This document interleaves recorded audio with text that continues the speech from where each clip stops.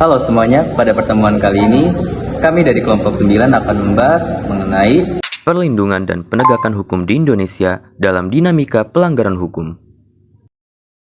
Sebelumnya, perkenalkan nama saya Irfan Afriansyah. Saya ditemani dengan rekan-rekan saya. Perkenalkan, nama saya Antoni Hidayat. Perkenalkan, nama saya Muhammad Jaki. Perkenalkan, nama saya Rohman Agung Nugraha. Baik, langsung saja kita mulai ke pembahasannya.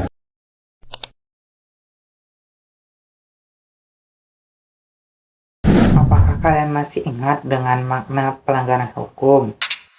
Seperti yang kita tahu, pelanggaran hukum merupakan bentuk ketidakpatuhan terhadap hukum. Ketidakpatuhan terhadap hukum dapat disebabkan oleh beberapa hal, seperti tidak mengerti mengenai hukum, kurangnya rasa ingin tahu masyarakat, dan hukum sudah tidak sesuai lagi dengan tuntutan kehidupan.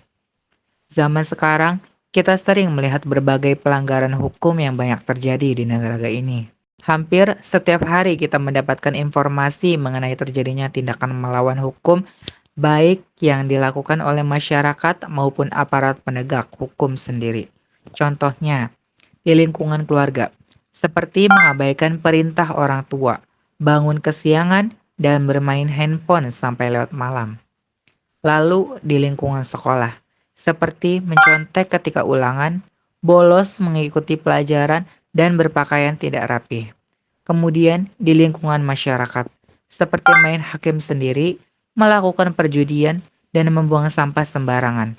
Dan yang terakhir dalam lingkungan bangsa dan negara, contohnya tidak memiliki SIM, tidak mematuhi rambu lalu lintas, dan merusak fasilitas dengan sengaja.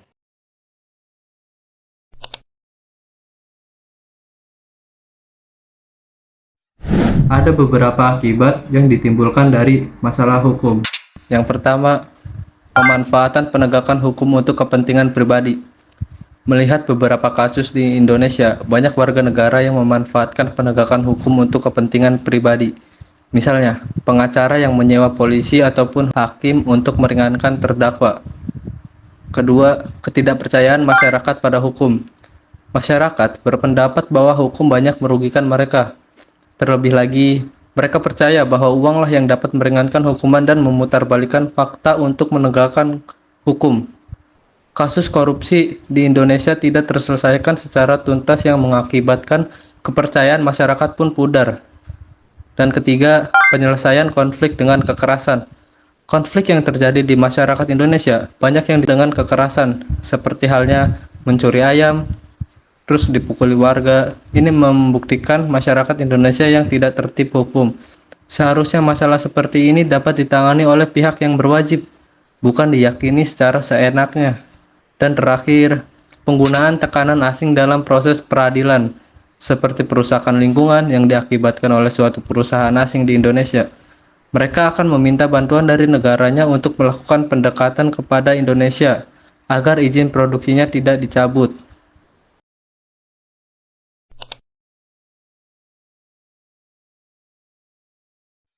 Solusi pelanggaran hukum dibagi menjadi 4 macam.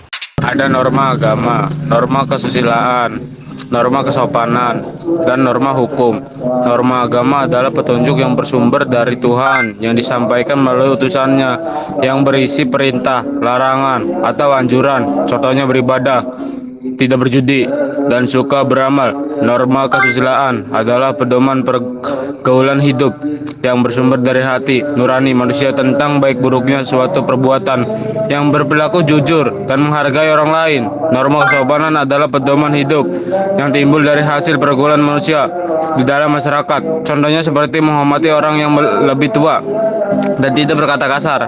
Dan norma hukum adalah pedoman hidup yang dibuat oleh badan yang berwenang untuk mengatur manusia dan dalam kehidupan berbangsa dan bernegara, seperti tertib, dilarang mencuri.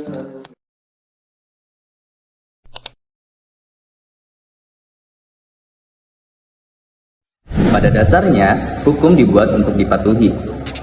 Tingkat kepatuhan terhadap hukum secara langsung menunjukkan kesadaran hukum seseorang.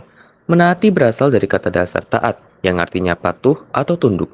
Orang yang patuh atau tunduk pada peraturan adalah orang yang sadar. Seseorang dikatakan mempunyai kesadaran terhadap hukum apabila memenuhi syarat, seperti memiliki pengetahuan tentang peraturan hukum yang berlaku, memiliki pengetahuan tentang isi peraturan hukum, memiliki sikap positif terhadap peraturan hukum, dan menunjukkan perilaku yang sesuai dengan apa yang harus dilakukan oleh peraturan yang berlaku.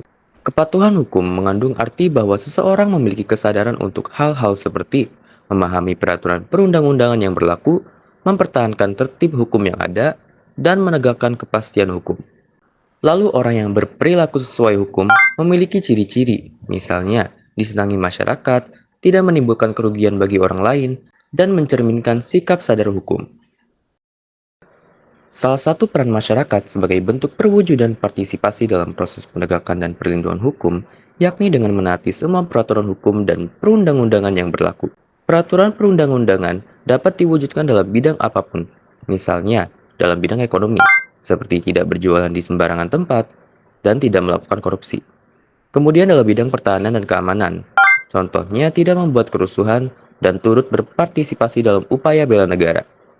Lalu dalam bidang sosial, misalnya mengakui hak asasi manusia dengan tidak membedakan manusia dari segi apapun dan membantu fakir miskin serta anak-anak terlantar.